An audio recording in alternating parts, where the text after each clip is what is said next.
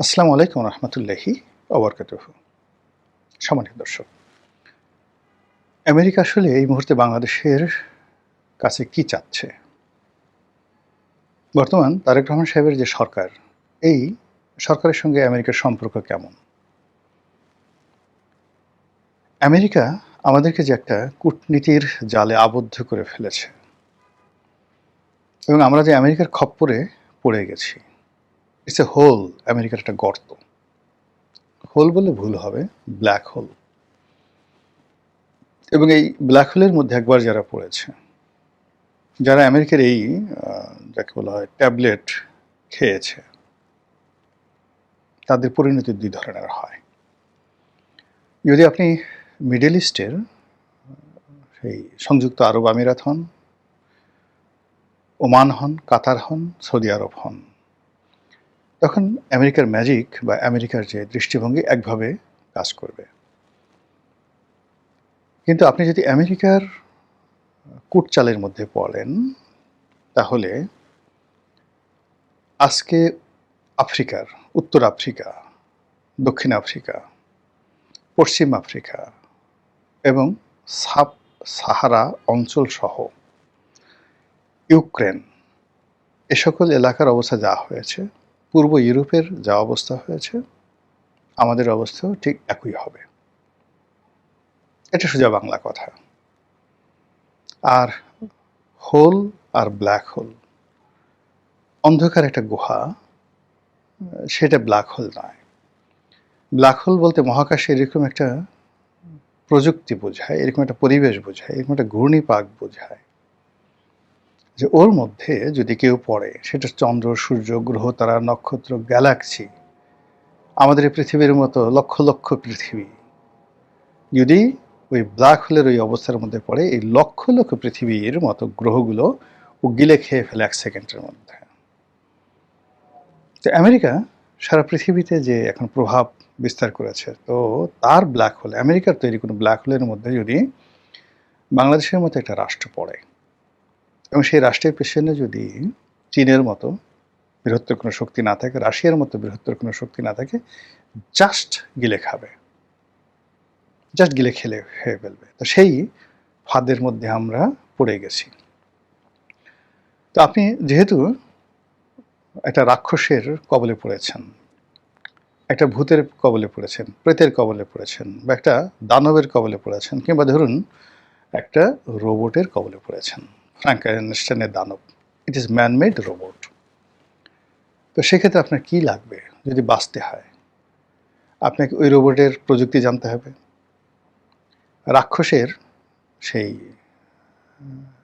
মতিগতি বুঝতে হবে, ভূতের মন্ত্র জানতে হবে, অর্থাৎ একমাত্র ইলম, জ্ঞান, প্রজ্ঞা এরকম বিপদ থেকে আপনাকে বাঁচাতে পারে। Otherwise you will be destroyed. কোনো রকম এর ব্যত্যয় নেই। আমরা এই আমেরিকার যে জালের মধ্যে আটকা পড়ে গেছি শেখ হাসিনার পতনের পর থেকে, কাজে এই সময়টিতে আমাদের জানা ছাড়া, জ্ঞান ছাড়া, সৎসাহস ছাড়া আর ঐক্যবদ্ধ হওয়া ছাড়া আর কোনো উপায় নেই। আর এজন্যই মূলত এই ভিডিওটি করছি, দায়িত্ববোধ থেকে, কর্তব্যবোধ থেকে। এবং এই কথাগুলো বলা, এই মুহূর্তে এই কথাগুলো বলা এত সহজ নয়। প্রথমত আমি যে জিনিসগুলো জানছি বা বুঝতে পারছি, এগুলো আপনাদেরকে জানানো আমার জন্য ফরজ। আর এই পৃথিবীতে যেখানে ধরুন একজন তারেক রহমান সাহেবের বিরুদ্ধে কথা বলা, শেখ হাসিনার বিরুদ্ধে কথা বলা তো দূরের কথা, একজন ওসির বিরুদ্ধে কথা বলা এখন ঝুঁকির বিষয়। তো সেখানে আপনি আমেরিকার বিরুদ্ধে কথা বলছেন, এটা চারটিখানি বিষয় নয়। শেখ হাসিনার জমানাতে যারা রয়ের বিরুদ্ধে কথা বলেছে, ভারতের বিরুদ্ধে কথা বলেছে, এখান থেকে চ্যাংদোলা করে ধরে নিয়ে গেছে দিল্লিতে, কলকাতাতে। বহু মানুষ নিখোঁজ হয়ে গেছে বাংলাদেশ থেকে। কাজেই আমেরিকা ভারতের চাইতে, আইএসআইয়ের চাইতে, মোসাদের চাইতে 100 গুণ প্রতিহিংসা পরায়ণ। কাজেই তার বিরুদ্ধে কথা বলাটা এত সহজ না। একটা ইমানি দায়িত্ববোধ না থাকলে কথা বলা যায় না। তো এই মুহূর্তে যেটি হলো যে আমেরিকা সাধারণত কি চায়, কি করে, এটার একটা বৈশিষ্ট্য আপনাদেরকে বলবো। প্রথম হলো আমেরিকা বউকে মেরে ঝিকে বোঝায়, সরি, মানে ঝিকে মেরে বউকে বোঝায়। দ্বিতীয়ত বাসর রাতে বিড়াল মারে। তৃতীয়ত যখন তাদের উদ্দেশ্য পূর্ণ হয়ে যায় তখন তারা ছুঁড়ে ফেলে দেয়। এবং এদের মন মানসিকতা আপনি অ্যাপস্টেন ফাইলে দেখবেন। একটা শিশু মেয়েকে ধরুন, তারা 12-13 বছরের একটা মেয়েকে সেই সুদূর আর্জেন্টিনা থেকে ধরে আনলো, সুন্দরী, ফ্রান্স থেকে আনলো, এমনকি বাংলাদেশ থেকে নিল। এরপর এরা ডোনাল্ড ট্রাম্প বা অ্যাপস্টেন ফাইলে যাদের নাম আছে, বিভিন্ন দাদু ভাই, শান্তি ভাই, তাদেরকে দিল, তোমরা ভোগ করো। ভোগ করার পরে ওই মেয়েটাকে কুচি কুচি করে কাটলো, সেদ্ধ করলো, নাড়ি ভুড়ি বের করে ফেলো, জাল দিল, মাংস বানালো, আর ওই শান্তির দাদুদেরকে খেতে দিল। এই ঘটনাটা তো ঘটেছে আমেরিকাতে। This is American system. তারা যাকে ব্যবহার করে তাকে যেন আর দ্বিতীয়বার ব্যবহার করতে না পারে কেউ, সেটা তাদের সৈন্যবাহিনী হোক এবং তাদের বিমান হোক। এই যে ধরুন, তারা কয়েকটি কমব্যাট অপারেশন চালিয়েছে ইরানে। এর কারণ হলো অত্যন্ত সেন্সিটিভ কয়েকটি এয়ারক্রাফট ইরান ভূপাতিত করেছিল। ওই প্রযুক্তি যেন ইরানের হাতে যেতে না পারে, এজন্য তারা ঝুঁকি নিয়ে সেখানে তাদের সেই এয়ারক্রাফটগুলো তারা ধ্বংস করে ফেলেছে। এমনকি এই যে তাদের কয়েকজন যে পাইলট, তাদের কাছে অনেকগুলো কোড ছিল, অনেকগুলো যন্ত্র ছিল, সেই পাইলট তারা হারিয়ে গেছে। হারানোর পরে সেই পাইলটদেরকে তারা খুঁজে বের করেছে এবং যাদেরকে উদ্ধার করতে পারেনি তাদেরকে ওখানে তারা মেরে আসছে, যেন ইরানিদের হাতে পড়ে এই তাদের যে গোপন তথ্য না যায়। এই জন্য আমেরিকা তার কোনো তাবেদারকে বাঁচিয়ে রাখে না। আমেরিকা তার তাবেদারকে কখনো ক্ষমতায় রাখে না। তার দ্বারা তারা সবসময় 2-3টি গেম রাখে। যার দ্বারা তারা অপকর্ম করায়, রেজিম চেঞ্জ করায়, তাকে জীবিত রাখে না, ক্ষমতায় রাখে না, এবং তাকে, যাকে বলা হয়, বিশেষ নজরদারিতে রাখা হয়। আপনি ধরুন, এই যে বাংলাদেশের ব্যাপারে সবচেয়ে বেশি যে কাজগুলো করেছে ডোনাল্ড ট্রাম্প, না, ডোনাল্ড লু। ট্রাম্প প্রশাসনের ক্ষমতায় এসে সবার আগে ডোনাল্ড লুকে নাই করে দিয়েছে। আছে ডোনাল্ড লুয়ের কোনো নামগন্ধ? কোথাও আপনি দেখতে পাবেন না। ও কথা বললি তার অবস্থা শেষ, ওর টিকিটই আপনি খুঁজে পাবেন না। 2 নম্বর হলো যে ডোনাল্ড লুয়ের সঙ্গে যে সমস্ত বাংলাদেশের আমেরিকান এজেন্ট, দালাল, এদের প্রত্যেকটা লোকরে তারা শেষ করে দেবে, সামাজিকভাবে, অর্থনৈতিকভাবে, রাজনৈতিকভাবে, এবং এমন একটা ভীতিকর অবস্থা তৈরি করবে যে ওই সময়টাতে যে নোংরা কাজগুলো তারা করেছে, কোনো আমেরিকান এজেন্ট যেন কখনো সামনে এসে কথা বলতে না পারে, যেন হাল্লা রাজার মতো তাদের জিহ্বাটা কেটে দেওয়া হবে।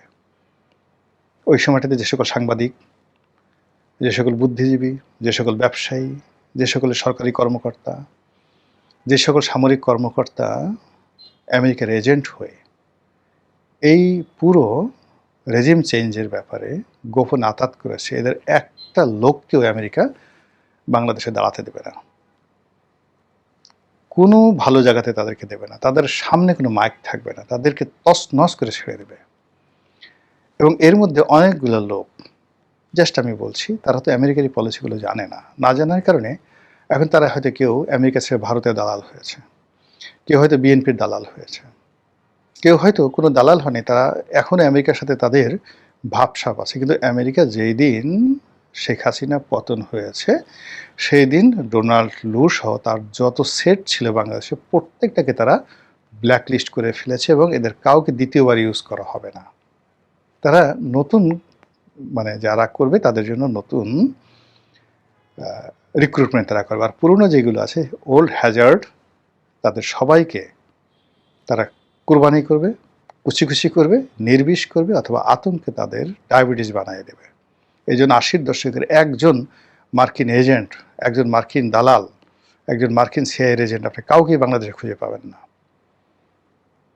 তারা নেই, নামগন্ধ নেই, কেউ জানেন না। তো এখনও এই যে জুলাই আগস্ট বিপ্লবের সময় যে সকল আমেরিকার সঙ্গে যাদের দহরম মহরম হয়েছে এবং যারা আমেরিকার টাকা খেয়েছেন, যারা আমেরিকার টাকা খেয়ে বগল বাজিয়েছেন, তাদের সবার কপালে শনির দশা ঘুরছে। এই গেল এক, এটা আমেরিকার চরিত্র সারা দুনিয়াতে। 2 নম্বর হলো যে তারা কতগুলো স্বার্থ আদায় করার জন্য একটা সেট দাঁড়া করায়। ফার্স্ট সেট, এখন এখানে ফার্স্ট সেট কি ডক্টর মোহাম্মদ ইউনূস না বিএনপি? This the things. তারা প্রথম সেট যাদেরকে দ্বারা এই টার্গেট ফুলফিল করে, ফার্স্ট ইনফ্যান্ট্রি যাদেরকে প্রথম পদাতিক, এটাকে তারা সরিয়ে ফেলে। সরিয়ে ফেলে তারা করে কি দ্বিতীয় বা তৃতীয় টায়ারে তারা কাউকে পছন্দ করে এবং সর্বশেষ তারা ঘুরে ফিরে পুরনো প্রেমিকের কাছে ফিরে যায়। যেমন আফগানিস্তানের তালেবান তাদের সৃষ্টি। এই তালেবানকে আবার তারাই ধ্বংস করেছে, করে এখানে হামিদ কারজাই এনেছে, আশরাফ থানি এনেছে, পাকিস্তান এনেছে, ভারতকে ওখানে জায়গা দিয়েছে এবং শেষমেশ সবাইকে তাড়িয়ে আবার সেই তালেবানদের হাতে ক্ষমতা তুলে দিয়েছে। তো সেই দিক থেকে এটা কেন সে কাজটা করছে? এই কাজটা করছে যে ওখানে তাদের যে স্বার্থগুলো, সেই স্বার্থগুলো তালেবানরা যত সুন্দরভাবে দিতে পারবে অন্য কেউ দিতে পারবে না। আর বাকি তালেবানদেরকে তারা বুঝিয়ে দিয়েছে এবং তালেবানরা যদি এই কাজগুলো করে, এটা ট্রু শব্দ করার মতো যে প্রতিপক্ষ, এটা তারা আমেরিকানরা রাখেনি। তো কাজেই বাংলাদেশে যে আমেরিকার যে স্বার্থগুলো রয়েছে, সেই স্বার্থগুলো নিয়ে তারা এইভাবে একটা দুটো তারা টায়ার কাজ করবে, থার্ড টায়ারে তারা তাদের পুরনো বন্ধুর কাছে ফিরে যাবে এবং পুরনো বন্ধুকে দিয়ে যখন তারা বার্মা এক বাস্তবায়ন করবে, তখন এই বাংলাদেশে এটা শব্দ করার কোনো রকম লোক থাকবে না। আর তাদের পুরনো বন্ধুদের যে দেশপ্রেম ছিল, যে কথাবার্তা ছিল, যে সকল ইগো ছিল, সব কিছু মানে রীতিমতো তাদেরকে ইলেকট্রিক শক দিয়ে একটা মানুষের যেমন মেরুদণ্ড বোন ভেঙে ফেলা হয়, ঠিক সেইভাবে তাদেরকে এনে ওইভাবে তাবেদার তৈরি করে তারা পুরো বাংলাদেশকে ইস্ট ইন্ডিয়া কোম্পানির মতো শোষণ করতে থাকবে। এবং যখন তারা কোনো একটা দেশকে এইভাবে টার্গেট করে, অ্যাটলিস্ট 50 ইয়ার্স তাদেরকে শোষণ করে, বাংলাদেশের প্রথম এবং প্রধান যে শক্তি সেটা হলো জনশক্তি। এটার ভূমির মধ্যে যে বিরল খনিজ রয়েছে, সেই খনিজ, এটার বে অফ বেঙ্গলকে কেন্দ্র করে এটার যে ভৌগোলিক অবস্থান রয়েছে, ভারতের 7টি রাজ্যকে কেন্দ্র করে এখানে যে কৌশলগত অবস্থান রয়েছে বাংলাদেশের, প্রত্যেকটা জিনিসকে ব্যবহার করে ভারত এই অঞ্চলের উপরে তাদের যে আধিপত্য রয়েছে, বাংলাদেশ, তাদের 7 সিস্টার, মায়ানমার, এবং এই অঞ্চলে আপনি অ্যাটলিস্ট কত, বাংলাদেশে 18 কোটি, পশ্চিমবঙ্গে কত লোক বসবাস করে, আর তাদের 7 সিস্টারে কত লোক বসবাস করে, সব মিলিয়ে মায়ানমার সহ প্রায় 80 কোটি মানুষ। এই 80 কোটি মানুষের একটা বিরাট অর্থনীতি, রাজনীতি, এই সংক্রান্ত মার্কেট এবং এই সংক্রান্ত জনসমর্থন এবং এই সংক্রান্ত 80 কোটি মানুষের উপর যদি আপনার একটা পলিটিক্যাল আপনার পাওয়ার থাকে, আপনি পৃথিবীর বহু অঞ্চল শাসন করতে পারবেন। এই বাংলাদেশকে যদি আপনি নিজের অধিক্ষেত্র বানান, তাহলে এর সারাউন্ডিং 80 কোটি মানুষ, কল্পনা করতে পারেন? পুরো মিডল ইস্টে 80 কোটি মানুষ নেই, মধ্যপ্রাচ্যে একত্রে করলে 80 কোটি মানুষ হবে না। এর সঙ্গে উত্তর আফ্রিকা যোগ করলো, মানে লিবিয়া এবং মিশর যোগ করলো 80 কোটি মানুষ হবে না। ইরানের লোক সংখ্যা কত? খুব অল্প। ইরানকে যোগ করেন না, তাও হবে না। সেই 80 কোটি মানুষের যে বিরাট বাজার, সেটাকে টার্গেট করে এখানে তাদের যে গেম, সেই গেমটা কি হতে পারে, এটা যারা রাজনীতি করেন, সরকার পরিচালনা করছেন, যারা আমেরিকার দালালি করতে চাচ্ছেন, আগামীতে দালাল হতে চাচ্ছেন, যারা ক্ষমতা আছেন, আগামীতে যারা আসতে চাচ্ছেন, তাদের সবাইকে বুঝতে হবে। যদি তারা বুঝেন, ক্ষয়ক্ষতি কম হবে, আদারওয়াইজ পুরো জাতিকে নিয়ে আমাদেরকে বঙ্গোপসাগরে ডুবে মরতে হবে।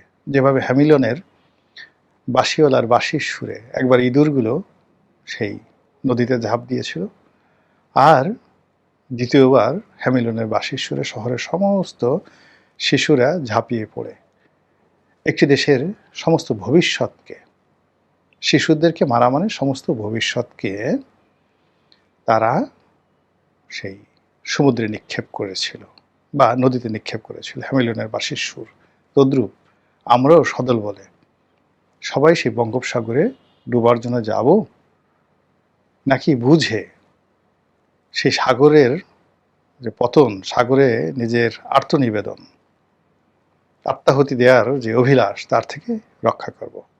আল্লাহ আমাদের সবাইকে হিকমা দান করুন, দৃঢ়তা দান করুন, উন্নত চরিত্র দান করুন এবং প্রতিকূল অবস্থার বিরুদ্ধে লড়াই করার শক্তি আমাদেরকে দান করুন। সাম্প্রতিক উদাহরণ ইরান। ইরানের জনগণের যে জ্ঞান, দৃঢ়তা, দেশপ্রেম, ইরানের নেতৃত্বের যে সাহস, কোনো কিছু না থাকা সত্ত্বেও তাদের যে সাহস, যা দিয়ে তারা আমেরিকাকে মোকাবেলা করছে, আল্লাহ আমাদেরকে সেই রকম দৃঢ়তা দান করুন। আসসালামু আলাইকুম ওয়া রাহমাতুল্লাহি ওয়া বারাকাতুহু।